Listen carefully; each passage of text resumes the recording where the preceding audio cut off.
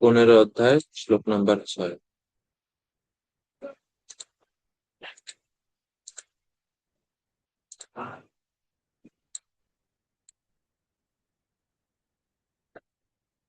তো আমরা যদি প্রথম থেকে দেখি, আরেকবার যদি একটু রিক্যাপ করি আমরা, তাহলে আমাদের অধ্যায়টা হয়তো মনে থাকবে বেশি। প্রথম শ্লোকে ছিল এই এই যে সংসার রূপী বৃক্ষের কথা, এটা একটা উল্টো একটা বৃক্ষ, সেই সম্বন্ধে আমরা প্রথম শ্লোকে দেখলাম। দ্বিতীয় শ্লোকে ভগবান বলছেন এই বৃক্ষটা কিভাবে বৃদ্ধি পায়। হ্যাঁ, এই বৃক্ষ কিভাবে বৃদ্ধি পায় সেই বৃক্ষের কথা বলছে। তো অর্জুন বলছে এরকম বৃক্ষ তো কখনো দেখি না, এরকম বৃক্ষ কোথায় আছে, আর এই বৃক্ষ থেকে মুক্তির উপায় কি। তো 3 নম্বর শ্লোকে ভগবান বলছে এই গাছটাকে কাটতে হবে, আর এই বৃক্ষ এই জড় জগতে এরকম দেখা যায় না। এই বৃক্ষকে কাটতে হবে, কিসের উপায় দ্বারা কাটবো? বৈরাগ্য। বৈরাগ্য, বৈরাগ্য রূপ অস্ত্র দ্বারা এই এই বৃক্ষকে ছেদন করতে হবে, এটা ভগবান 3 নম্বর শ্লোকে বলছেন। এখন পরের প্রশ্ন হচ্ছে যে আচ্ছা, বৃক্ষ কেটে ফেললাম, এরপরে কোথায় যাব? আমার আশ্রয় কোথায় হবে এই জগৎ থেকে মুক্ত হওয়ার পরে? ভগবান বলছেন আমার ধামে আসবে। আমার ধাম, যে ধাম কখনো ধ্বংস হয় না। তো ভগবত ধামের বর্ণনা 4র্থ শ্লোকে আমরা দেখলাম।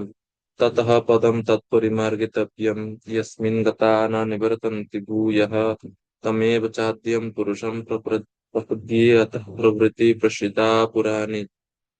যতঃ প্রভৃতি প্রসৃতা পুরাণী দেখলাম আমরা।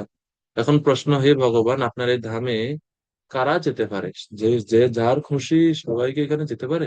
ভগবান বলছেন না, কিছু গুণ তো দরকার আছে, কিছু বিশেষ গুণ তো লাগবে আমার ধামে আসতে হলে। তো সেই গুণগুলো কি একটু বলেন না?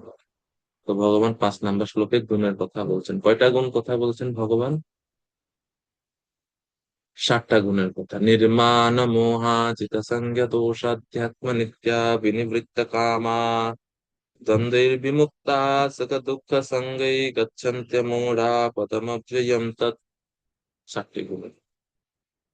সমস্ত গুণের মধ্যে সবচেয়ে শেষ যে গুণটা, এই গুণটা হচ্ছে সবচেয়ে গুরুত্বপূর্ণ গুণ, এই জন্য এটাকে সর্বশেষে ভগবান বলছেন অমূঢ়া, অর্থাৎ অবিদ্যা থেকে মুক্ত, অবিদ্যা নিবৃত্ত যে পুরুষ, সে ভগবানের ধামে যাওয়ার যোগ্য। আমি আরেক গ্রুপে 2টা লিঙ্ক দিয়েছিলাম অবিদ্যা সম্বন্ধে, যদি আরো বিস্তারিত আমরা গতকাল, আমাদের জুমের টাইম শেষ হয়ে গেছে ওই জন্য ক্লাস শেষ। আর ওই ওই পরের যে লিঙ্কটা দেওয়া হয়েছে গ্রুপে দেখবেন, ওটাতে আপনারা আরো শুনতে পারেন। এখন, হে ভগবান, আপনি যে আপনার ধামের কথা বলছেন, আপনার সেই ধামের বৈশিষ্ট্য কি এবং দেখতে এটা কেমন? আপনার ধামে তো যাবো, ঠিক আছে, আপনার ধাম, আপনার সেই ধামটা কেমন দেখতে একটু যদি আগে থেকে বলেন। আমরা যখন কোথাও যদি যেতে চাই, আগে থেকে খোঁজ খবর নেই না ওই জায়গাটা কেমন দেখতে হবে, শীত বেশি না গরম বেশি। যারা বাংলাদেশ থেকে কানাডা যায় তারা যাওয়ার আগে সোয়েটার কিনে নিয়ে যায় বেশি করে, কারণ ওখানে শীত বেশি। তো কোনো ধামে যাওয়ার আগে ওই ওই ধাম সম্বন্ধে তো বুঝতে হবে, যা জ্ঞান লাভ করতে হবে না, যে কেমন ওই ধামটা দেখতে। তো প্রশ্ন 5 নম্বর শ্লোকের পরে সংযুক্ত হচ্ছে এটা এটা যে হে ভগবান, আপনার সেই ধামটা দেখতে কেমন এবং সেই ধামের কি কি বৈশিষ্ট্য আছে আগে যদি বলতে, শীত বেশি না গরম বেশি, তারপর আমরা এখান থেকে প্রস্তুতি নিয়ে যাব। তো সেই ধামের বৈশিষ্ট্য কি? তো 6 নম্বর শ্লোকে এখন ভগবান, আজকে যে শ্লোক আমরা পড়ছি এটাতে ভগবান বৈশিষ্ট্য বলছে, ভগবানের ধামের বৈশিষ্ট্য। তো এখন বুঝতে পারছেন প্রথম 1 থেকে 6 নম্বর শ্লোক ঠিক সিরিয়ালটা মনে রাখা দরকার আর কি। সেই জন্য আমরা বারবার এটা রিপিট করছি, প্রতি ক্লাসে রিপিট করবো এবার, চেষ্টা করবো রিপিট করার হয়তো কোনো কোনো দিন। তো ভগবানের ধামের বৈশিষ্ট্য এই 6 নম্বর শ্লোকে তো দেখেন, আমরা যে পড়ছি এখন দেখেন প্রত্যেকটা শ্লোকের আমরা কিন্তু একটা হেডিং দিচ্ছি যে এই শ্লোকের মূল বিষয় কি। শ্লোকে তো অনেক কিছু আছে কিন্তু একটা মূল বিষয় কি আছে, মানে এই ভগবান ধামের বৈশিষ্ট্য এই 6 নম্বর শ্লোকে আছে। এটা হচ্ছে হেডিং এই শ্লোকে, হ্যাঁ। न तद् भासयते सूर्यो न शशाङ्को न पावकाः यद्गत्वा न निवर्तन्ते तद्धाम परमं मम। না তদ্ভাসয়তে সূর্যো না শশাঙ্কো ন পাবকः यत् गत्वा न निवर्तन्ते तद्धाम परमं मम न तद्भासयते सूर्यो न शशाङ्को न पावकः यद् गत्वा न निवर्तन्ते तद्धाम परमं मम। তো এই হচ্ছে ভগবানের ধামের বৈশিষ্ট্য সম্বন্ধে ভগবান নিজ মুখে বলছেন। আমরা যদি এই শ্লোকের অন্বয় করি তাহলে আমরা এরকম দেখতে পাই, ইয়াত গত্বা, ইয়াত অর্থাৎ যেখানে, গত্বা গেলে বা যেই স্থান প্রাপ্ত হলে। তো যত বলতে এখানে ভগবানের ধামকে বোঝানো হচ্ছে। ইয়াত গত্বা যেখানে গেলে বা যেই স্থান প্রাপ্ত হলে ভক্তগণ ন নিবর্তন্তে, তারা কখনো আর এই জড় জগতে আসে না বা নিবৃত্ত হন না। তৎ সেই সেই স্থান, সেই স্থান হচ্ছে মম আমার, পরমম ধাম, সেই স্থান, সেই স্থান হচ্ছে আমার আহ সর্বশ্রেষ্ঠ আলয়। হ্যাঁ, সর্বশ্রেষ্ঠ আলয়, সেই স্থান হচ্ছে আমার সর্বশ্রেষ্ঠ আলয়। তো ধাম শব্দের অর্থ আমরা দেখেছিলাম, মনে আছে ধাম শব্দের কয়টা অর্থ? ধাম শব্দের কয়টা অর্থ জানেননি আপনারা?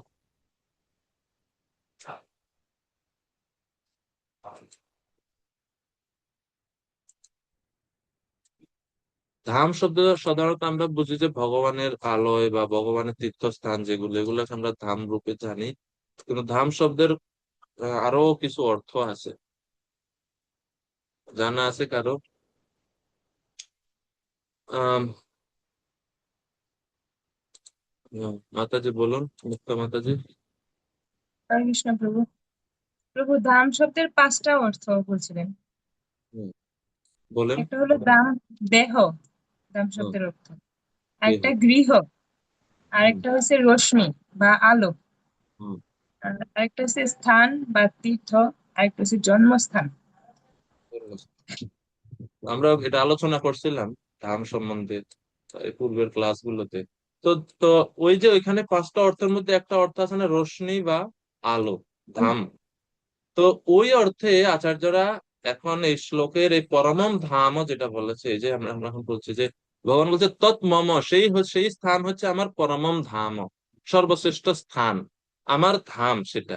এছাড়া পরমম ধাম এর আরেক অর্থ হচ্ছে সর্বপ্রকাশক তেজ, অর্থাৎ আমার সেই ধাম, সেই ধাম হচ্ছে তেজময় বা প্রকাশমান, আমার সেই ধাম পরমম ধামম, সর্বোচ্চ তেজ বা সর্বোচ্চ রূপে প্রকাশিত আমার সেই ধাম, সেই স্থান।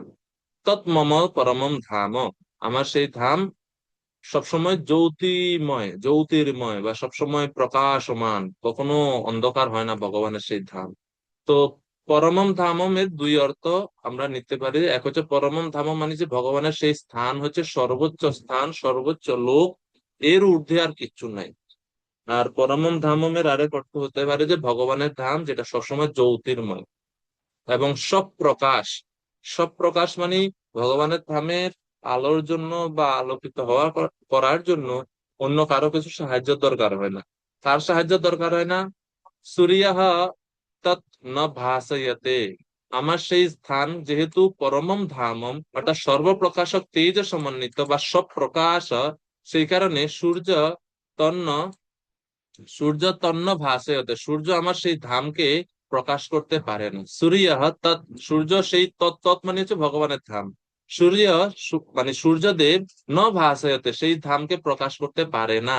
ন শশাঙ্ক, শশাঙ্ক শব্দের অর্থ হয়েছে চন্দ্র, চন্দ্রকে বলা হয় শশাঙ্ক। আহ চন্দ্রকে শশাঙ্ক বলা হয় কারণ হচ্ছে আহ শশক শব্দের অর্থ হচ্ছে খরগোশ। সংস্কৃতে খরগোশকে বলা হয় শশক। শশক শব্দের অর্থ হচ্ছে খরগোশ। চন্দ্রের মধ্যে এই খরগোশের চিহ্ন আছে, এজন্য চন্দ্রকে বলা হয় শশাঙ্ক।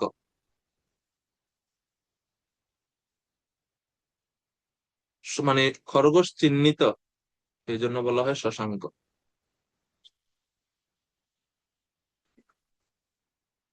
তো ন শশাঙ্ক, আমার সেই স্থান সূর্য প্রকাশ করতে পারে না। চন্দ্রও প্রকাশ করতে পারে না। ন পাবকহ, এমনকি অগ্নিও প্রকাশ করতে পারে না। তাহলে এই সমস্ত, এই যে বিষয় বলা হলো, সূর্য, চন্দ্র, তারপরে হচ্ছে অগ্নি, এই সমস্ত কিছু আমার ধামকে প্রকাশ করতে পারে না বা আমার ধামকে আলোকিত করতে পারে না।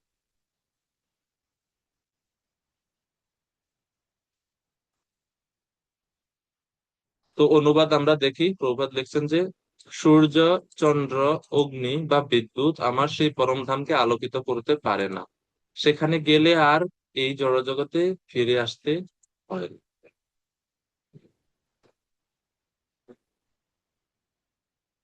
তো আপনারা যদি চন্দ্রের ছবি দেখেন, দেখবেন চন্দ্রের মধ্যে কিছু যে কালো কালো হচ্ছে দাগ আছে না, রেখা দেখা যায় না, সেই রেখাগুলোকে যদি আহ যদি আপনি মানে ভালো করে দেখা যায়, তাহলে দেখে মানে এটা এই খরগোশের মতো আকৃতি। এই জন্য চন্দ্রকে বলা হয় শশাঙ্ক। তো আমাদের বৈদিক শাস্ত্রে শব্দের মধ্যেই ওই ওই বিষয় সম্বন্ধে বা ওই বস্তু সম্বন্ধে বিস্তার অনেক তথ্য আমরা মানে পাই। যেমন এই জড় জগতের আয়তন কেমন, বিজ্ঞানীরা এই নিয়ে অনেক তর্ক বিতর্ক করছিল, চ্যাপ্টা, কেউ বলে গোল, কেউ বলে অন্ডাকৃতি, বিভিন্ন। কিন্তু আমরা বৈদিক শাস্ত্রে পড়লে খুব সহজে এই ব্রহ্মাণ্ডের আকৃতি আমরা বুঝতে পারি, কেননা আমাদের বৈদিক শাস্ত্রে বলা হচ্ছে ভূগোল বা ব্রহ্মাণ্ড। তো ভূগোল ব্রহ্মাণ্ড এর দ্বারা আমরা বুঝতে পারি আমাদের ব্রহ্মাণ্ড এটা গোল বা অন্ডাকৃতি বা ডিম্বাকৃতি বোঝা যায়। তো শব্দের মধ্যেই এর পরিচয় আছে। তো চন্দ্র শশাঙ্ক মানে খরগোশের চিহ্ন আছে এটার মধ্যে। বৈদিক ঋষিরা এনারা সে হাজার হাজার বছর আগেই ওনারা এই অত্যাধুনিক কোনো যন্ত্রপাতি ছাড়াই সেটা তারা দেখেছিলেন। তো ওনারা এই জন্য এটা নাম দিয়েছে শশাঙ্ক। অনেক নাম আছে, শশী, শশাঙ্ক, বিভিন্ন নাম আছে। শশাঙ্ক এই জন্য এই শ্লোকে বলা আছে। এখন ভগবানের ধাম যে অন্য কোনো কিছুর দ্বারা আলোকিত হয় না, ভগবানের ধাম হচ্ছে স্বপ্রকাশ, সেই সম্বন্ধে অন্যান্য শাস্ত্রেও কিন্তু বর্ণনা করা আছে। যেমন আমরা আর একটা প্রমাণ পাই হরিবংশ পুরাণ থেকে, হরিবংশ পুরাণ, সেখানে বলা হচ্ছে তৎপরম পরমম ব্রহ্ম সর্বম বিভজতে জগৎ মমৈব তৎ ঘনম তেজো জ্ঞাতুম অর্হসি ভারত। তাহা হইতে শ্রেষ্ঠ পরম ব্রহ্ম সমস্ত জগতে বিভক্ত, বিভক্ত অর্থাৎ ভিন্ন রূপে প্রতীয়মান করিয়াছেন। অর্থাৎ এই জড় জগৎ থেকে শ্রেষ্ঠ হচ্ছে ভগবানের ধাম। ভগবান বলছে আমার সেই ঘন তেজ ব্রহ্মকে এ ভারত তোমার জানতে হবে। অর্থাৎ ভগবানের সেই ধাম, এই ব্রহ্ম বা ভগবানের দেহ নির্গত যে জ্যোতি, সেই জ্যোতির দ্বারা আলোকিত। প্রশ্ন হতে পারে সূর্য চন্দ্র নাই ভগবানের ধামে, সব প্রকাশিত ভগবানের ধাম, ভগবানের ধাম তো আলোকিত হয় কিভাবে? ভগবানের ধাম আলোকিত হয় ভগবানের শরীরের দেহ নির্গত জ্যোতির দ্বারা। সেটাকে এখানে বলেছে মমৈব তদ ঘনম তেজ। ভগবানের শরীর থেকে যে তেজ বা যে জ্যোতি বা আলো প্রকাশিত হয়, তার দ্বারাই ভগবানের ধাম সর্বত্র আলোকিত হয়। ভগবানের ধামে সূর্য এবং চন্দ্রকে আলো প্রদান করতে হয় না বা তাদের সাহায্য দরকার হয় না। এছাড়াও এছাড়াও কঠোপনিষদে বলা হচ্ছে না তত্র সূর্যো ভাতি না চন্দ্র তারকাঃ নেমা বিদ্যুতো ভান্তি কুতোহমগ্নিঃ তমেব ভান্তম অনুভাতি সর্বম তস্য ভাষা সর্বমিদম বিভাতি। এই শ্লোক এই শ্লোক তিনটি উপনিষদে আছে, তিনটা উপনিষদের সেম শ্লোক আছে। আমরা এখানে একটা রেফারেন্স দিছি, যেটা হচ্ছে কঠোর উপনিষদ। কঠোর উপনিষদে 2:2:15 এই শ্লোক আছে। এছাড়াও এই শ্লোক আছে মুন্ডক উপনিষদে।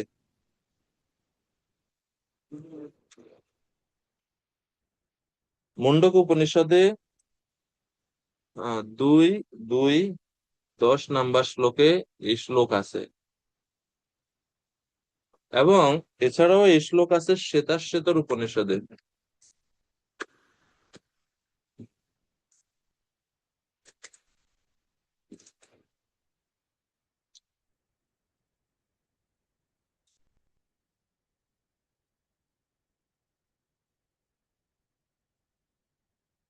শ্বেতাশ্বেতর উপনিষদে 6:14 এই শ্লোক আছে। তো তিনটা শাস্ত্রেতে এই একই শ্লোক আছে। এবং কি বলা হচ্ছে এই শ্লোকের অর্থ কি?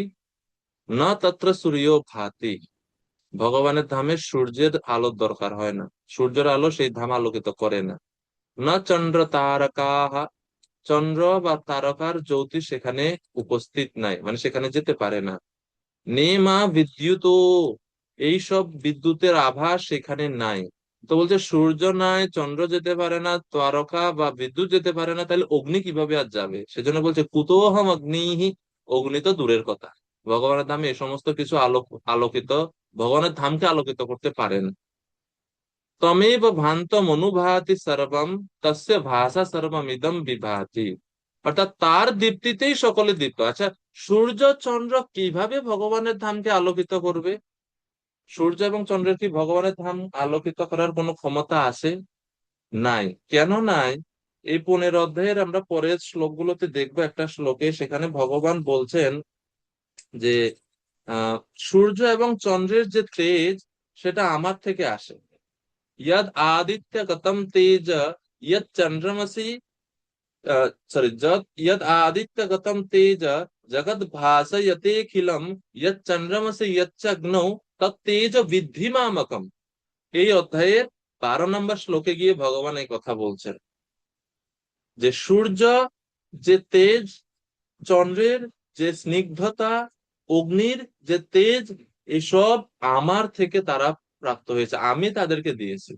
ভগবানের শক্তি দ্বারা সূর্য আলোক প্রাপ্ত হয়, ভগবানের শক্তি থেকে চন্দ্র আলোক প্রাপ্ত হয়, অগ্নি তেজ প্রাপ্ত হয়।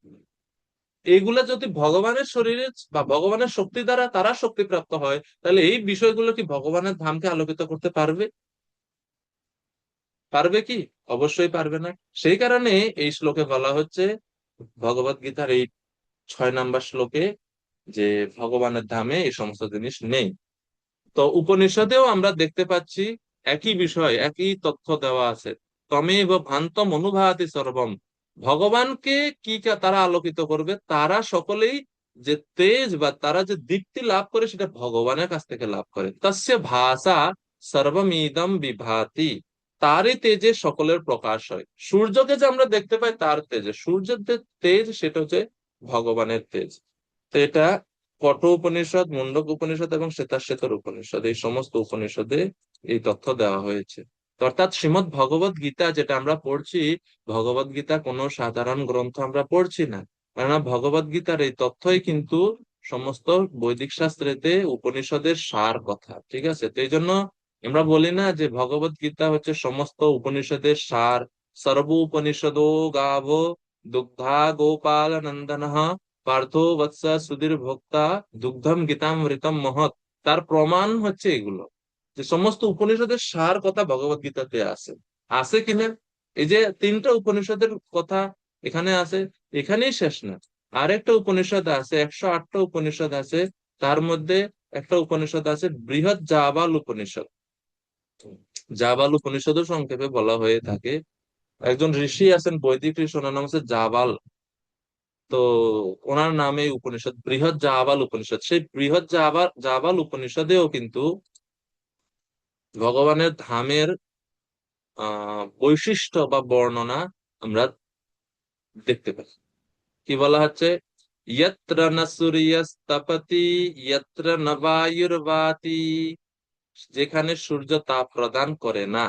ইয়ত্র ন সূর্যস্তপতি, ইয়ত্র ন বায়ুর্বাতি, বায়ু যেখানে প্রবাহিত হয় না।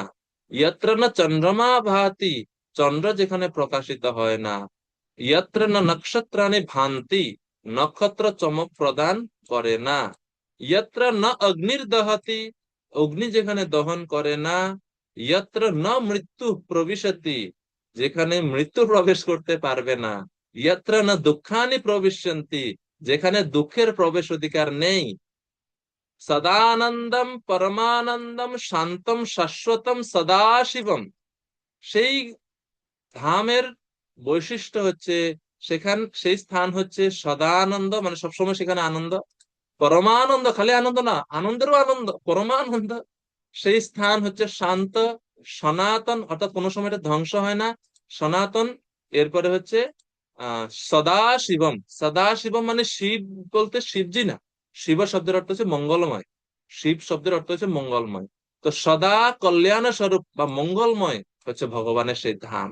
সেই জন্য ধামকে বলা হয় বৈকুণ্ঠ, বিগত কুণ্ঠ ইয়স্মিন, বা যেখানে কোনো কুণ্ঠ নাই, বা কুণ্ঠ মুক্ত হলে যে স্থান প্রাপ্ত হওয়া যায়, বৈকুণ্ঠ। তো এই হচ্ছে, এইগুলো হচ্ছে ভগবানের ধামের বৈশিষ্ট্য। এই যে এই প্রথম থেকে এই পর্যন্ত না বোধক অর্থে বলা হচ্ছে ইয়ত্র ন, ইয়ত্র ন, ইয়ত্র ন, যেখানে নাই নাই নাই নাই। আচ্ছা, নাই নাই নাই তা আছে কি? তা আছে হচ্ছে সদানন্দম পরমানন্দম শান্তম শাশ্বতম সদাশিবম। এই বৈশিষ্ট্য সদানন্দ, দুই পরমানন্দ, তিন শান্তম, চতুর্থ শাশ্বতম। শাশ্বত ধাম, সেটা কখনো ধ্বংস হয় না সেটা। সদাশিব, সবসময় মঙ্গল, মঙ্গলই আর মঙ্গল, কোনো অমঙ্গল নাই ভগবানের ধামে। আর কি? ব্রহ্মাদি বন্দিতম যোগ, যোগী ধ্যেয়ম পরমম পদম যত্র গত্বা ন নিবর্তন্তি যোগিনঃ। ব্রহ্মাদি বন্দিত, ব্রহ্মা আদি বন্দিত, অর্থাৎ ব্রহ্মা আদি বলতে ব্রহ্মা আদি সমস্ত দেবতারা ভগবানের সেই ধামকে বন্দনা করে। সমস্ত দেবতারা ভগবানের সেই ধামকে বন্দনা করে, ভগবানের ধামের প্রশংসা করে, স্তুতি করে। যাইতে পারে না তো এই কারণে, লোভে করে যে প্রশংসা করলে একটু ভগবান যদি যাওয়ার সুযোগ দেয় সেখানে। দেবতারা যেতে পারে না ভগবানের ধাম। তো আমরা অনেক সময় দেখা যায় কোনো বাড়িতে, কারো বাড়িতে নিমন্ত্রণে খেতে গেলে, তো আহ প্রশংসা করে, চাইতে তো পারে না যে প্রভু ওই আইটেমটা একটু দেন। তো বলে যে আজকে ছানার আশাটা খুব স্বাদ হয়েছে।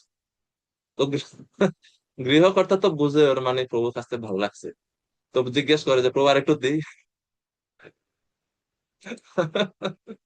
তো প্রশংসা করার অর্থ হচ্ছে ভগবান যদি একটু আমাদেরকে ওই দামে নেয়। এই কারণে দেবতারা সবসময় বন্দনা করে, ব্রহ্মা দেবী বন্দিতম, ব্রহ্মা আদি সমস্ত দেবতারা সেই ধামের বন্দনা করে বা স্তুতি করে। যোগী ধ্যেয়ম, যোগীরা সবসময় সেই ধামের ধ্যান করে। যোগীদের ধ্যেয়, যোগীরা সেই স্থানে যাওয়ার জন্য সবসময় ধ্যান করে। যোগীদের ধ্যেয়, ধ্যেয় সেই হচ্ছে পরমম পদম, সর্বোচ্চ ধাম, সর্বোচ্চ ধাম, ভগবানের ধাম, সর্বোচ্চ ধাম। ইয়ত্র গত্বা, বানানে একটু ভুল হয়েছে,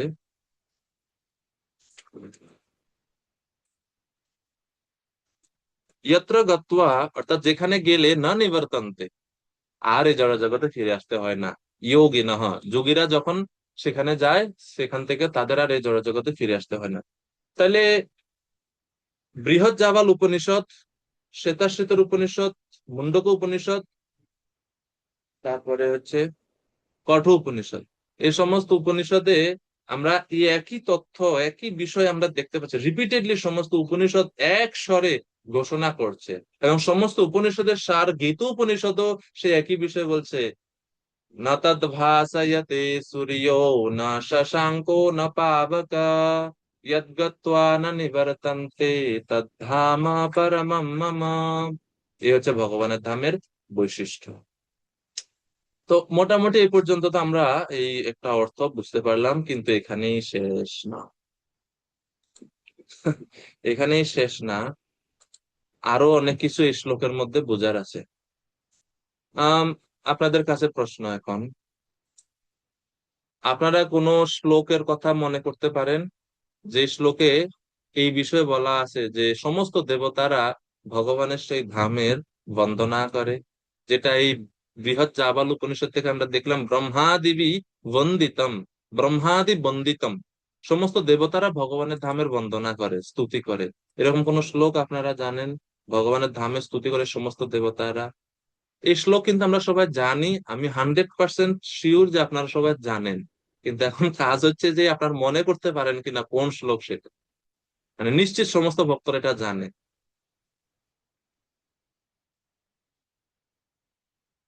কে বলতে পারে?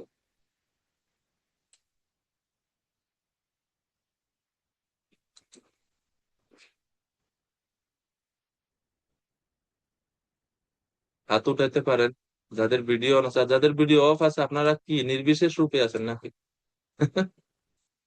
মানে সবিশেষ ভক্ত আছে, নির্বিশেষ ভক্ত আছে?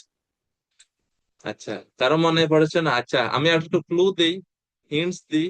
আমরা আসমান করার সময় এই মন্ত্র বলি। এখন মনে পড়ছে? আসমান করেন তো আপনারা তিলক করার পরে নাকি? ওম কেশবায় নমঃ, নারায়ণায় নমঃ, মাধবায় নমঃ, এরপরে মন্ত্রটা কি বলেন? ওম তদ বিষ্ণু পরমম পদম সদা পশ্যন্তি সূরয়ঃ। সূরয় মানে সমস্ত দেবতাগণ। দেবতারা কি করে?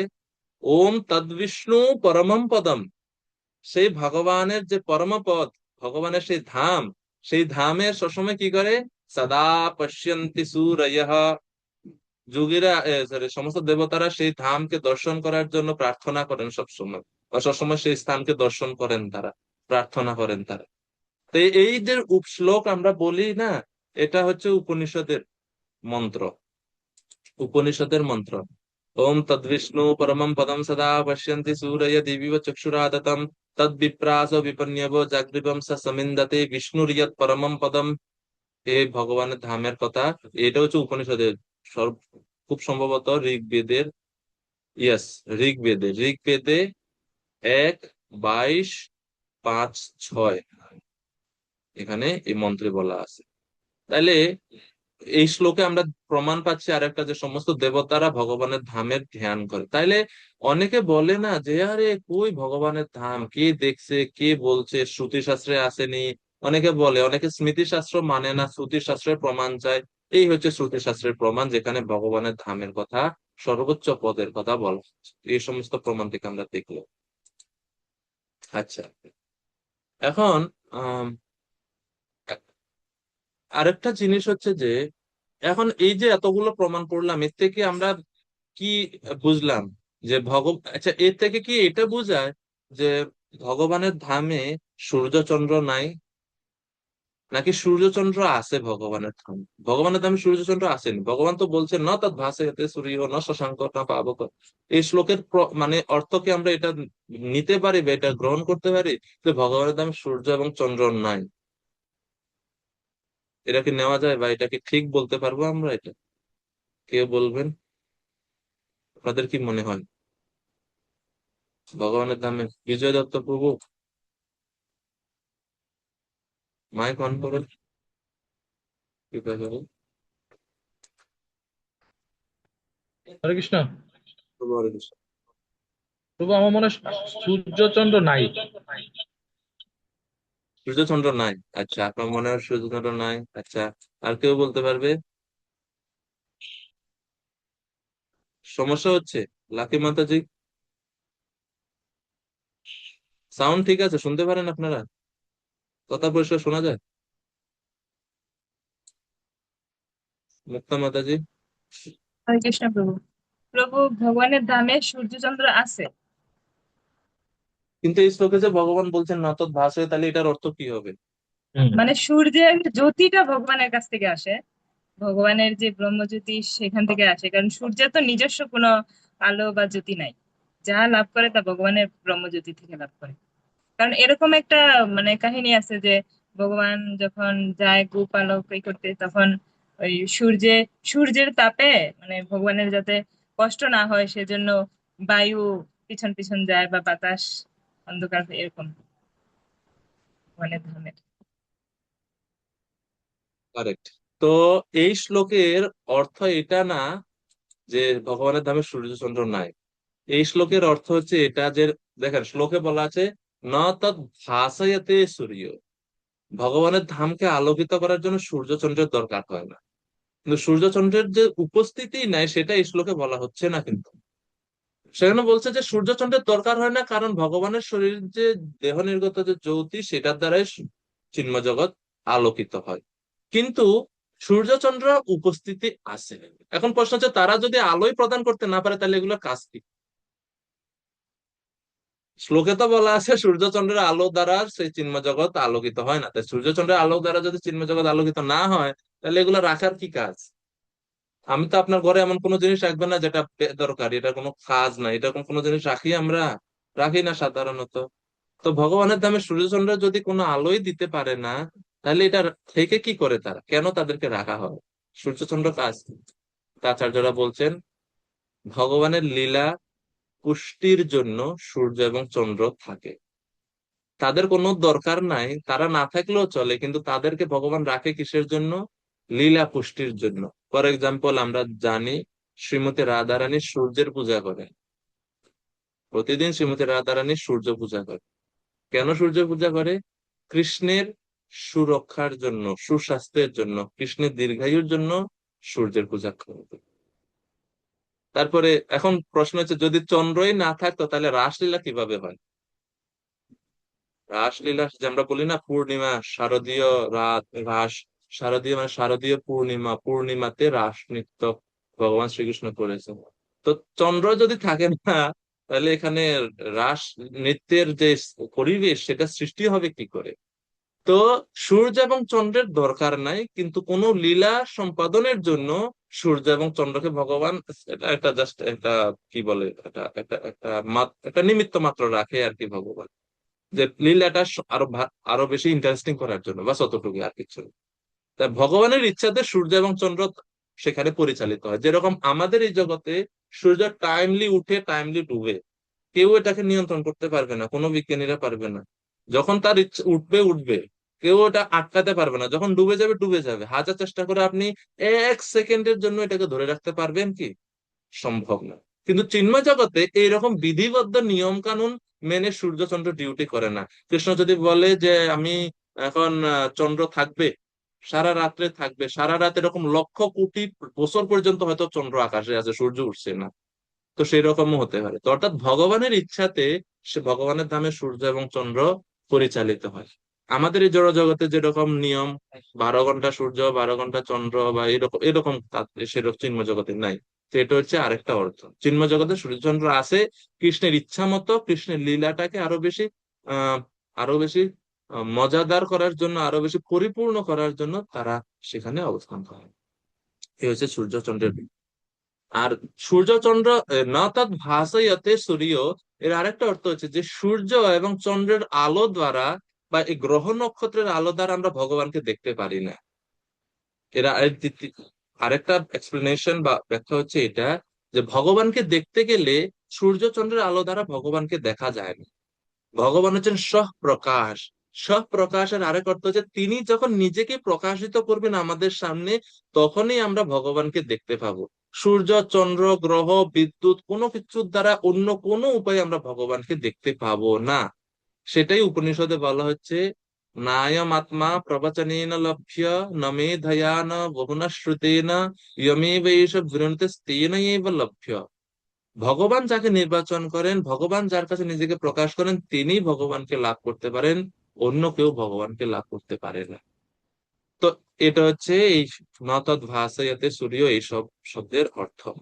আর সূর্য, চন্দ্র, অগ্নি তার ধাম প্রকাশ করতে পারে না, এর আরেক অর্থ হচ্ছে, আরেকটা ব্যাখ্যা হচ্ছে, ভগবান এবং ভগবানের ধাম হচ্ছে অচিন্ত, অনির্বচনীয় এবং অপ্রমেয়। ভগবান এবং ভগবানের ধাম দুইটাই অচিন্ত, মানে চিন্তার অতীত, অনির্বচনীয়, মানে বর্ণনা করা যায় না পরিপূর্ণভাবে ভগবান এবং ভগবানের ধাম সম্বন্ধে, আর অপ্রমেয়, কোনো কিছু দ্বারা মাপা যায় না। মায়া শব্দের অর্থ হচ্ছে মিয়তে ইতি মায়া, যাকে পরিমাপ করা যায়, মাপা যায়, সেটা হচ্ছে মায়া। আর যেহেতু ভগবত ধাম মায়াতীত, মায়ার ঊর্ধ্বে, সেখানে ভগবানের ধামকে পরিমাপ করা যায় না, অপ্রমেয়। এগুলো ইঙ্গিত করছে বা এই নির্দেশ, এই বৈশিষ্ট্যগুলো প্রকাশ করছে এই সূর্য, চন্দ্র, অগ্নি ভগবানের ধামকে প্রকাশ করে না এই বাক্য দ্বারা। তো এই হচ্ছে মানে এই এই নতদ ভাসয়তে সূর্য ন শশাঙ্ক ন পাবক, এই শ্লোকের যে অন্তর্নিহিত অর্থ বা অভিপ্রায়, যে এই জড় জগতের যে প্রকাশক, এই জড় জগৎকে যারা প্রকাশ করে, সূর্য, চন্দ্র, অগ্নি, এনারা, এরা আমাদের চোখ, আমাদের মন এবং আমাদের বাণী, এগুলোর কাছে, মানে আমরা এগুলো এই আমাদের এই সমস্ত বিষয়ের দ্বারা চন্দ্র সূর্যকে দেখতে পাই, যা চন্দ্র সূর্যের কৃপাতে আমরা এই জড় জগৎকে দেখতে পাই। কিন্তু ভগবানের ধামে তাদের প্রবেশ, তাদের কোনো দরকার নাই, তারা না থাকলেও চলে, কারণ ভগবানের ইচ্ছাতে সবকিছু প্রকাশিত হয়, সবকিছু সম্পাদিত হয়। আর এই কারণে ব্রহ্ম উপনিষদে বলা হচ্ছে, यतो वाचा निवर्तन्ते অপ্রাপ্য মনসা সহ। ব্রহ্ম উপনিষদে বলা হচ্ছে ভগবানকে বা ভগবানের ধামকে বাক্য, মন ইত্যাদির দ্বারা উপলব্ধি করা যায় না। রূপ গোস্বামী ও ভক্তি রসামৃত সিন্ধু গ্রন্থে বলছেন, অতঃ শ্রীকৃষ্ণ নাম আদি ন ভবেত গ্রাহ্যম ইন্দ্রিয়ই।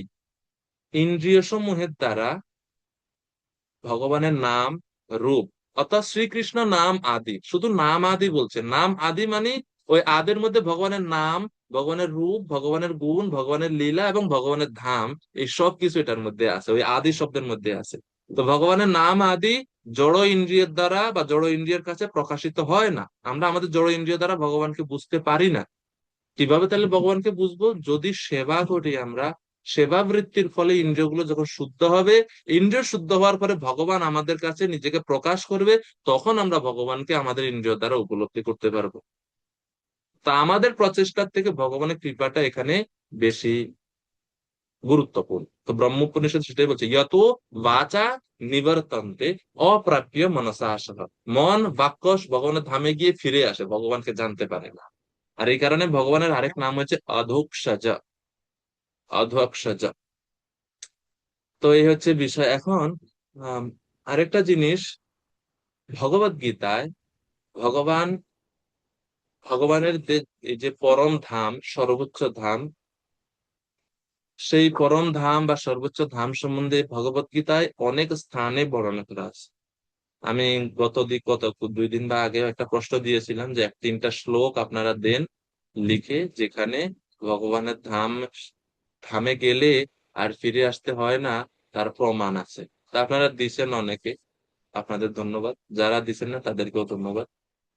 আজকে আমরা আহ ভগবানের যে উম, ধামের কথা ভগবত গীতায় কোথায় কোথায় আছে, সেটা আমরা একটা আমরা একটা সংকলন, আমরা একটা দেখবো যে কোথায় কোথায় ভগবত ধামের কথা আছে। যে এই ভগবত গীতার মধ্যে ভগবান কোথায় বলছেন যে আমার কাছে ফিরে আসো বা আমার ধামে ফিরে আসো। তো খাতা কলম রেডি আছে? এটা দেখাইতাম না, এটা খালি মুখে বলি, এই জন্য লিখতে হবে। শ্রীমদ ভগবত গীতা, এসব গীতা থেকে প্রমাণ বা গীতারই শ্লোক সব। চতুর্থ অধ্যায় 10 নম্বর শ্লোক, ভগবান বলছেন মদ ভাবম আগতাহা। মদ ভাবম আগতা মানে হচ্ছে ভগবানের ধামের কথা এখানে বলা হচ্ছে।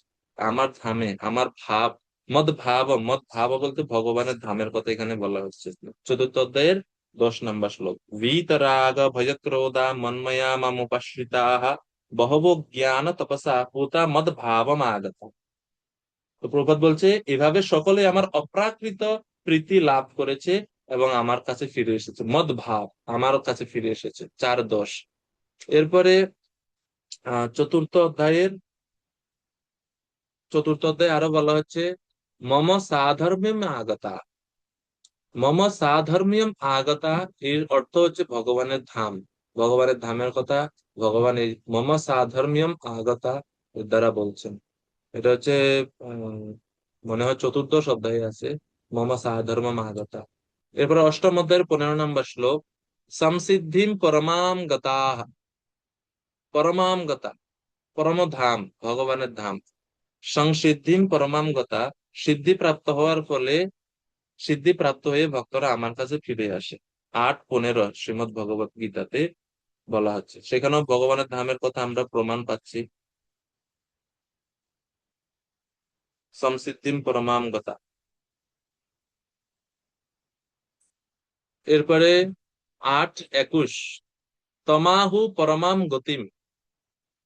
ভগবত ধামের কথা 8:21, তৎ আহু পরমাম গতিম। 8:28, পরম স্থানম উপৈতি। অষ্টম অধ্যায়ে অনেকগুলো শ্লোকে ভগবত ধাম, যে সর্বোচ্চ ভগবত ধামের কথা বলেছে। 8:28, পরম স্থানম উপৈতি। 8:28 বলা আছে, যোগী পরম স্থানম উপৈতি চাদ্যম। অনুবাদে প্রভুপাদ বলছে, তুমি ভক্তিযোগ দ্বারা লাভ করে আদি ও পরম ধাম প্রাপ্ত হও। তো পরম ধাম বলতে ভগবানের ধাম, সেটাকে বলেছে পরম স্থানম উপৈতি। 8:28। 7:18, অনুত্তমাম গতিম। 7:18 ভগবত গীতার 7ম অধ্যায়ের 18 নম্বর শ্লোক, অনুত্তমাম গতিম, আস্থিতঃ সহি যুক্তাত্মা মামেব অনুত্তমাম গতিম। অনুত্তমাম গতিম মানে তুমি সর্বোত্তম গতিস্বরূপ আমাকে লাভ করো, ভগবানকে লাভ করার কথা, অর্থাৎ ভগবানের ধামকে লাভ করার কথা 7-18 শ্লোকে বলা হচ্ছে। 5-17 পঞ্চম অধ্যায় 17 নম্বর শ্লোক।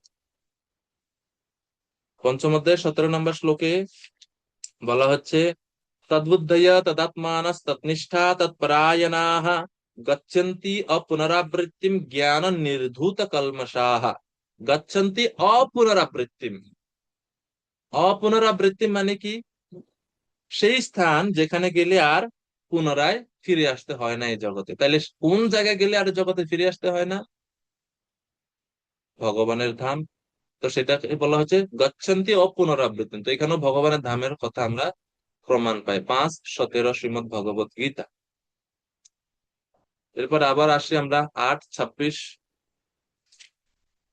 অষ্টম অধ্যায়ের 26 নম্বর শ্লোক।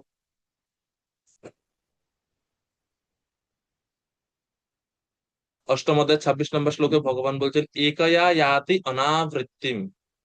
এই যে শুক্ল পক্ষ, কৃষ্ণ পক্ষ, এই যে দুই দুই প্রকার পক্ষের কথা বলছে, যে শুক্ল পক্ষে যারা মৃত্যুবরণ করে, কৃষ্ণ পক্ষে মৃত্যুবরণ করে। তো এখানে বলছে শুক্ল পক্ষে দেহত্যাগ করলে আর ফিরে আসতে হয় না, কিন্তু কৃষ্ণ মার্গে দেহত্যাগ করলে আবার ফিরে আসতে হয়। তো শুক্ল মার্গে দেহত্যাগ করলে আর ফিরে আসতে হয় না, কোথায় গেলে আর এই জগতে ফিরে আসতে হয় না? এর এটা একটাই জায়গা আছে, সেটা হচ্ছে ভগবানের ধাম। তো 8-26 বলছে, একয়া ইয়াতি অনাবৃত্তিম। বৃত্তি মানে হচ্ছে সার্কেল, মানে জন্ম মৃত্যু চক্র। বৃত্তি, বৃত্ত আমরা বলি না, বৃত্ত, সার্কেল। কিন্তু ভগবান ধামে গেলে এই সার্কেল বা এই যে বৃত্ত, এই বৃত্ত কাটা যায়, এই বৃত্ত ছিন্ন হয়ে যায়। সেটার জন্য এটাকে বলা হয় অনাবৃত্তিম। 8-26 ভগবত গীতা। তারপরে 13-23 শ্রীমদ ভগবত গীতা, ত্রয়োদশ অধ্যায়ের 23 নম্বর শ্লোক।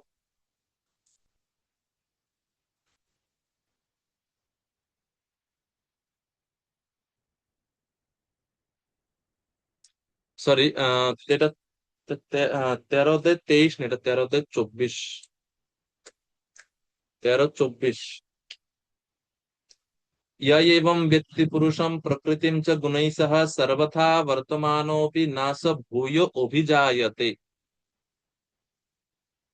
যিনি এইভাবে পরম পুরুষকে জেনে পরম পুরুষকে লাভ করেছেন, তিনি জড়জগতে আর পুনঃ পুনঃ জন্মগ্রহণ করেন না। ভূয় ন স ভূয় অভিজায়তে, তিনি আর এই জড়জগতে বারবার জন্মগ্রহণ করেন না। এর মানে কোথায় যান? ভগবানের ধামে যান।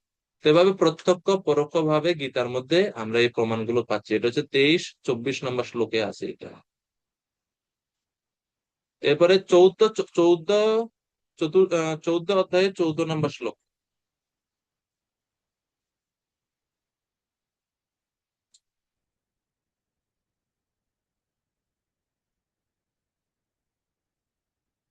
তারপরে 14 অধ্যায়ের দ্বিতীয় শ্লোক, জন্ম মৃত্যুর জরা দুঃখই বিমুক্ত অমৃত অশ্নুতে। 14 অধ্যায়ের দ্বিতীয় শ্লোক, জন্ম মৃত্যু জরা দুঃখের বিমুক্ত। জন্ম মৃত্যু, জরা ইত্যাদি দুঃখ থেকে মুক্ত হয়ে আহ বিমুক্ত অমৃত অশ্নুতে। সরি, এটা 14-2 না, শ্লোক নাম্বারটা 14-2 না এটা। এক মিনিট, অমৃত অশ্নুতে।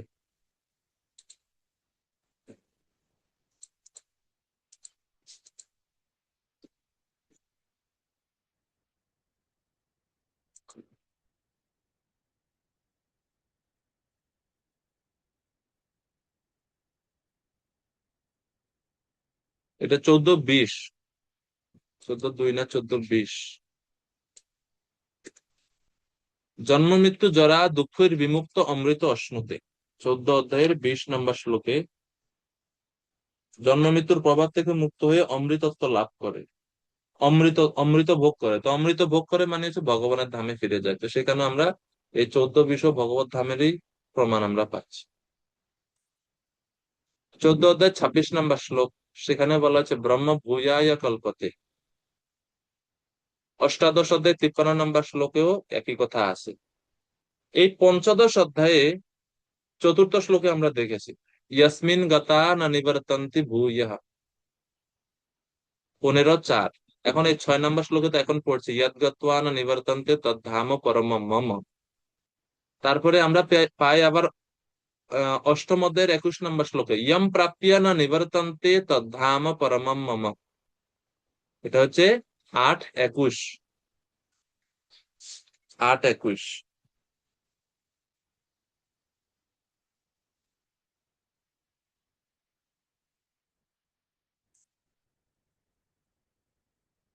তারপরে 8:16। 8:16তেও ভগবানের ধামের এই বৈশিষ্ট্য বলা আছে। 8:16 আব্রহ্ম ভুবনালোক পুনরাবর্তিন অর্জুন মামুপেত্য তো কুন্তেয় পুনর্জন্ম ন বিদ্যতে। 8:16। 8:15। 8:16। 8:21। চতুর্থ অধ্যায়ের 9। চতুর্থ অধ্যায়ের 9 নম্বর শ্লোক।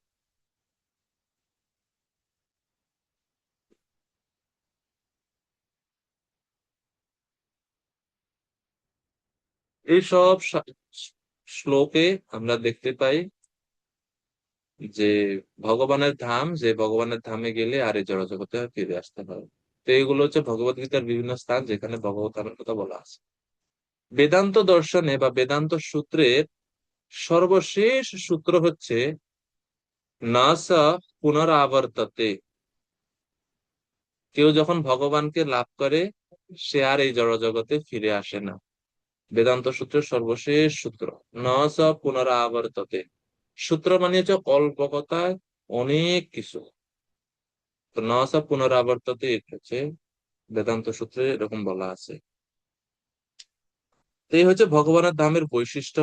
ভগবানের ধামে গেলে আর এই জড়জগৎ ফিরে আসতে হয় না। কেন ফিরে আসতে হয় না? কারণ সেটা হচ্ছে আমাদের প্রকৃত আলয়। প্রশ্ন হচ্ছে কেন আমরা এই জগতে ফিরে আসি না? কারণ এই জড়জগৎ আমাদের প্রকৃত আলয় না। সে কারণে আমরা এই জড়জগতে নিত্যকাল থাকি না, চেঞ্জ হয়। যেরকম বাসা বাড়ি আর নিজের গ্রামের বাড়ি। বাসা বাড়ি আপনি যত বছরই থাকেন চেঞ্জ তো হবে না, চেঞ্জ করতে হয়। বাসা আছেন, বাসা ভাড়া বাসা, ভাড়া থাকেন আপনি, আপনার নিজের না এটা। তো এই জড় জগৎ হচ্ছে জীবদের জন্য ভাড়া বাসা। আপনাকে বেতন দিয়ে থাকতে হয়, কত অসুবিধা, মন মতো আপনি কিছু করতে পারবেন না, দেয়ালে একটা প্যারেক ঠুকতে পারবেন না। আহ, কত বিধিনিষেধ আছে। মুসলিম ভাষা হলে বলবে কীর্তন করা যেত না, ঘন্টা বাজানো যেত না। মালিক যদি মুসলিম হয় তো বহুত বিধিনিষেধ আপনাকে দিয়ে দিবে। কিন্তু আপনি আপনার গ্রামের বাড়ির কথা চিন্তা করেন, যেটা আপনার নিজের। সেখানে আপনি আপনি যা খুশি করেন, আপনার ঘর কে কি বলবে। তো আমরা এই জড়জগতে কেন আমাদেরকে জন্ম মৃত্যু জরা ব্যাধি চক্রতে ঘুরতে হয়? কেন ঘুরতে হয়? কারণ এই জগৎ আমাদের জায়গা না, এখানে এটা আমাদের প্রকৃত স্থান না। ভগবানের ধামে গেলে আর ফিরে আসতে হয় না, কারণ প্রকৃত ভগবত ধামই হচ্ছে আমাদের প্রকৃত আলয়। তো এই জন্য শঙ্করাচার্য বলছে পুনরপি জননাম পুনরপি মরণাম পুনরপি জননী জঠরে শয়নম ইহ সংসারে বহু দুস্তারে কৃপয়া পারে পাহি মুরারে। এই জড় জগতের বৈশিষ্ট্য পুনরপি জন্ম পুনরপি মরণম। বারবার জন্ম, বারবার মৃত্যু। পুনরপি জননী জঠরে শয়নম। বারবার মাতৃ গর্ভে জঠরে, জননী জঠরে শয়ন করতে হয়। সব মাতৃ গর্ভ তো মায়ের, মানে মানুষ দেহ পায় না, অন্যান্য নিম্নজনিত জন্মগ্রহণ করতে হয়, এবং বর্ণনাতীত কষ্ট জীব মাতৃগর্ভে ভোগ করে। তো এই জন্য বলছে ইহা সংসারে, এই সংসার হচ্ছে বহু দুস্তার, এটা খুবই কষ্টদায়ক এবং এটা অতিক্রম করা খুবই কঠিন। আমি নিজের চেষ্টায় পারছি না হে ভগবান, কৃপয়া পারে পাহি মুরারে। হে মুরারি ভগবান, আপনি যদি কৃপা করে আমাকে এই জগৎ থেকে বের করেন টেনে, তাইলেই আমি এই জগৎ থেকে বের হতে পারি। তো ভগবানের ধামে যাওয়ার উপায় হচ্ছে ভগবানের কৃপা ভিক্ষা করা, ভগবানের নির্দেশ অনুসরণ করা। যদি আমরা ভগবানের নির্দেশ অনুসরণ করে এই জড় জগতের থেকে আমরা যদি ভগবানের নির্দেশ মানতে পারি, তাহলে আমরা অতি শীঘ্রই ভগবানের কাছে ফিরে যেতে পারবো ভগবানের কৃপা লাভ করার মাধ্যমে। তো এই হচ্ছে আহ আজকের আমাদের সংক্ষিপ্ত আলোচনা। ভগবান গীতার মধ্যে বলছেন যে তেষামহং সমুদ্ধর্তা মৃত্যু সংসার সাগরাৎ ভবামি ন চিরাৎ পার্থ ময়ি আবেশিত চেতসাম। যারা ময়ি আবেশিত চেতসাম, যারা সবসময় আমার কথা স্মরণ করে, সেই ভক্তদেরকে আমি অতি শীঘ্রই এই জড়জগৎ থেকে উদ্ধার করি। তেষাম অহম সমুদ্ধর্তা, অহম সমুদ্ধর্তা, আমি তাদের উদ্ধারের দায়িত্ব নিয়েছি। ভগবান বলছেন আমি তাদের দায়িত্ব নিয়েছি উদ্ধার করার জন্য। অহম সমুদ্ধর্তা, আমি তাদের উদ্ধার করি। তেষামহম সমুদ্রতা মৃত্যু সংসার সাগরাত, এই যে মৃত্যু সংসার সাগর, এই সাগর থেকে আমি তাদেরকে উদ্ধার করি। আমরা সাগরে এখন হাবুডুবু খাচ্ছি, তো এই সাগর থেকে উদ্ধার করার জন্য ভগবান হেলিকপ্টার নিয়ে আসেন। হেলিকপ্টার মানে হচ্ছে গরুড় দেব, গরুড় দেবে করে ভগবান আসেন। এসে ভগবান আমাদেরকে টেনে এখান থেকে উঠিয়ে নিয়ে যান, রক্ষা করেন। কাদেরকে? মই আবেশিত চেতসাম, যে সব সময় মনে মনে আমাকে স্মরণ করে, যে যার মনটা আমাকে দিয়েছে। মনটা যিনি ভগবানকে দিছেন, ভগবান সেই ভক্তকে রক্ষা করেন। এজন্য ভগবানের কাছে যাওয়ার জন্য, ভগবানের ভক্ত হওয়ার জন্য মন ভগবানকে দিতে হবে। ভগবান আর অন্য বেশি কিছু চায় না, ভগবান মনটাই চায়।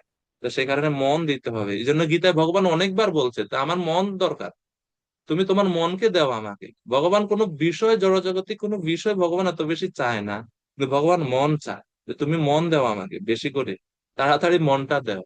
মন্মনাভব মদ্ভক্ত, মন্মনাভব মদ্ভক্ত দুইবার বলছেন। মই আবেশিত অনন্য চেতা, এই সবগুলো শ্লোকেতে চেতা, চিত্ত, মন সব একই জিনিস। তুমি তোমার মনকে দিয়ে দাও আমাকে, কারণ মন যদি দিয়ে দেওয়া হয় তাহলে সবকিছু দিয়ে দেওয়া হয়, ঠিক না? জগন্নাথ লীলা একটা কাহিনী আছে না, যে এক রাজকুমারীর কাছে জগন্নাথের পান্ডা গেছেন।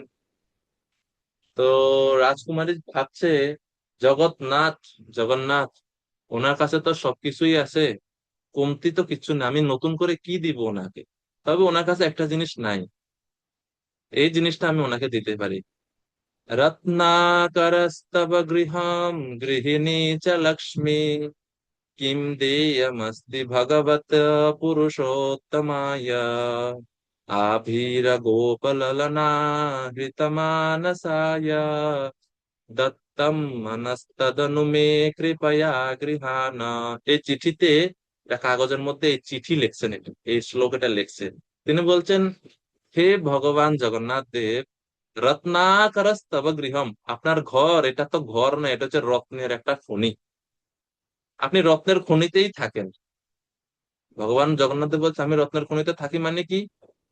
তো পরে বলছে গৃহিণী চ লক্ষ্মী, আপনার ঘরের গিন্নি হচ্ছে লক্ষ্মী দেবী স্বয়ং। লক্ষ্মী দেবী যদি আপনার ঘরের গিন্নি হয় তাহলে আপনার ধন সম্পত্তির তো অভাব নাই। আমি কি সম্পত্তি আপনাকে দান করব, কত টাকাই বা আমি আপনাকে দিব? আর মহালক্ষ্মী আপনার সেবিকা হিসেবে, আপনার গৃহিণী হিসেবে আপনার ঘরে আপনার সেবা করছে। তা কোনো সম্পদ দিয়ে তো আমি আপনাকে আপনাকে খুশি করতে পারবো না। এই জন্য বলছে কিম দিয়াম অস্তি ভগবতে পুরুষোত্তম মায়া, ভগবানের নাম পুরুষোত্তম, এখন এই পুরুষোত্তম মাস। তো এই জন্য বলছে কিম দিয়াম অস্তি, আমি আপনাকে কি দিব হে ভগবান পুরুষোত্তম? আপনাকে দেওয়ার মতো তো কিছু নাই এই জড়জগতে, বাকি কিছু নাই। আসলে আমরা কি দিতে পারি ভগবানকে? এই জড়জগতে যা কিছু আছে সব তো ভগবানেরই, তো দেওয়ার মতো কি আছে আমাদের? অহম সর্বস্ব প্রভব, গীতা ভগবান বলছেন, তো সবকিছু তো ভগবানের, তো দেব কি আর? তো বলছে আভির গোপ ললনা হৃত মানসায়। তবে আমি বিচার করে দেখলাম যে আপনি একটা জিনিস নিতে পছন্দ করেন, কি সেটা? আপনি ভক্তদের মনটা হরণ করে নিয়েছেন। মনের প্রতি, ভক্তদের মনের প্রতি আপনার খুব লোভ। কেন ভক্তদের মনের প্রতি লোভ? কারণ ভক্তদের মনটা না শুদ্ধ, নিষ্কলুষ, নির্মল, সেটা আপনি পছন্দ করেন, এবং এটা আপনি করছেনও। কেন? কিভাবে আমি করলাম? বৃন্দাবনের সমস্ত ব্রজবাসীদের সমস্ত সবার মন আপনি চুরি করে নিয়ে গেছেন। তো সেই কারণে হে ভগবান, আপনার মনের প্রতি যদি এতই লোভ হয়, তা কৃপা করে আমার মনটা আপনি গ্রহণ করুন, আমি আমার মনকে আপনাকে দান করছি। দত্তম মনঃ তদ অনু মে কৃপয়া গৃহাণ, কৃপা করে আমার এই মন রূপী সম্পত্তিটা আপনি দয়া করে নিয়ে নেন। তো এটা হচ্ছে রাজকুমারী বলছেন। এবং আমরা এই যে চৌরাগ্রগণ্য পুরুষোত্তম পড়ি, তো এটার মধ্যে আমরা দেখি যে ভগবান আহ শরণাগত ভক্তের মন কে চুরি করে। ভগবানকে বলা হয় চোর। কেন ভগবানকে বলা হয় চোর? কারণ তিনি অনেক কিছু চুরি করেন, এই জন্য ওনাকে বলা হয় চোর। ওনার চুরির লিস্টে আমরা যদি দেখি, চৌরাষ্টকম একটা আছে, একটা হচ্ছে চৌরাগ্রগণ্য পুরুষাষ্টকম, এটা ছাড়া আরেকটা আছে চৌরাষ্টকম, খালি চৌরাষ্টকম। ঠিক আছে, কেউ যদি বের হতে চায় যেতে পারে, আমাদের সময় আর বেশি না, আমরা 1-2 মিনিট নিবো, এরপর আমরা শেষ করবো। চৌরাষ্টকমে বলা হচ্ছে, आदौ बकी प्राणमलौघ चौरम वाल्ये प्रसिद्ध्यम नवनीत चौरम व्रजे चरणंतम च मृदम हि चौरम चौराधिपम কৃষ্ণমহম নমামি। ইনি জন্মের মানে তিনি প্রথমে কি করলেন, বকি, বকি মানে যে পুতনা, পুতনার প্রাণকে তিনি চুরি করলেন, মানে প্রাণ হরণ করলেন, মানে কি চুরি করলেন, পুতনাকে বধ করলেন। ছোটবেলা থেকে উনি একটা নামে প্রসিদ্ধ, কি নামে প্রসিদ্ধ, নবনীত চৌরম। ব্রজে চরণন্তম চ মৃদম হি চোরম, উনি বৃন্দাবনে ভ্রমণ করেন, একটাই উদ্দেশ্যে ভ্রমণ করেন, কার কি কি চুরি করা যায়। তো এই শ্লোকে বলছে যে উনি বৃন্দাবনে যে ভ্রমণ করেন, রাস্তায় রাস্তায় মাঠে মাঠে, একটা উদ্দেশ্যেই ভ্রমণ করেন, যে কার কি চুরি করা যায়, কার ঘরে নবনীত আছে, কার ঘরে কি আছে না আছে, কে কি বানায় রাখছে, চুরি করা যায়, এই উদ্দেশ্যে ভগবান ভ্রমণ করেন। চৌরাধিপম, সমস্ত চোরদের রাজা, কৃষ্ণম অহম নমামি, সেই ভগবান শ্রীকৃষ্ণকে আমি প্রণাম করি। বিধে সুরেন্দ্রস্য চ গর্ভ চৌরম, আপনি সুরেন্দ্র অর্থাৎ ইন্দ্র, সেই ইন্দ্রের একটা গর্ভ ছিল, সেই গর্ভটাকে আপনি চুরি করে নিয়ে গেছেন, মানে গর্ভকে আপনি নাশ করছেন। তো বিধে সুরেন্দ্রস্য চ গর্ভ চৌরম, গো গোপ গোপী জনচিত্ত চৌরম, গো মানে গাভীগণ, গোপহ গোপসখাগণ, গোপী গোপীগণ, এই সকলের চিত্ত চৌরম, চিত্তকে আপনি চুরি করছেন। শ্রী রাধিকায়া হৃদয়স্য চৌরম চৌরাধিপম কৃষ্ণমহম নমামি, হে চোরদের রাজা, যিনি রাধিকার, শ্রীমতী রাধারানীর হৃদয় চুরি করেছেন, সেই চৌর অগ্রগণ্য বা চোরদের রাজা কৃষ্ণকে আমি প্রণাম করি। नागाधिराजस्य विशस्य चौरम, श्री सूर्यस्य कन्या अखिल कष्ट चौरम, गोपी जनक ज्ञान दुकुल चौरम चौराधिपम কৃষ্ণমহম নমামি। অনেক সময় যাবে, অনেক লম্বা। তো এটা হচ্ছে বিষয়, ভগবান চুরি করতে পছন্দ করেন, এই জন্য আমরা যদি এই সংসার কারাগার থেকে মুক্ত হতে চাই, তাহলে এই চোর যিনি কৃষ্ণ, তাকে আমাদের মনকে দিতে হবে। গীতায় ভগবান বলছেন মই আবেশিত চেতনা, আমরা যদি কৃষ্ণে আবেশিত হতে পারি, তাহলে ভগবান বলছেন আমাদেরকে এই জগৎ থেকে তিনি মুক্ত করে ওনার ধামে নিয়ে যাবেন। তো এই হচ্ছে ভগবত ধামের বৈশিষ্ট্য আমরা জানলাম, এবং কিভাবে ভগবত ধামে যাওয়া যায় তাও আমরা সর্বশেষ অংশে আলোচনা করলাম, যে কৃষ্ণের শরণাগত হতে হবে। এবং পূর্বের শ্লোকে যে গুণগুলো কথা বললাম, আমরা বৈশিষ্ট্যগুলো দেখলাম 7টি, সেই বৈশিষ্ট্যগুলো আমাদের লাভ করার চেষ্টা করতে হবে। সেই কারণে ভগবানের কৃপা এবং গুরুদেবের কৃপা, এই দুইটা জিনিসের জন্য অপেক্ষা করতে হবে। এই দুইজনের কৃপা আমাদের দরকার, গুরুদেবের কাছে কৃপা ভিক্ষা করতে হবে, ভগবানের কাছে কৃপা ভিক্ষা করতে হবে, তাহলে আমরা সফল হতে পারবো এবং আমাদের প্রকৃত আলোয় ভগবানের কাছে ফিরে যেতে পারবো। হরে কৃষ্ণ, সবাইকে অনেক অনেক ধন্যবাদ।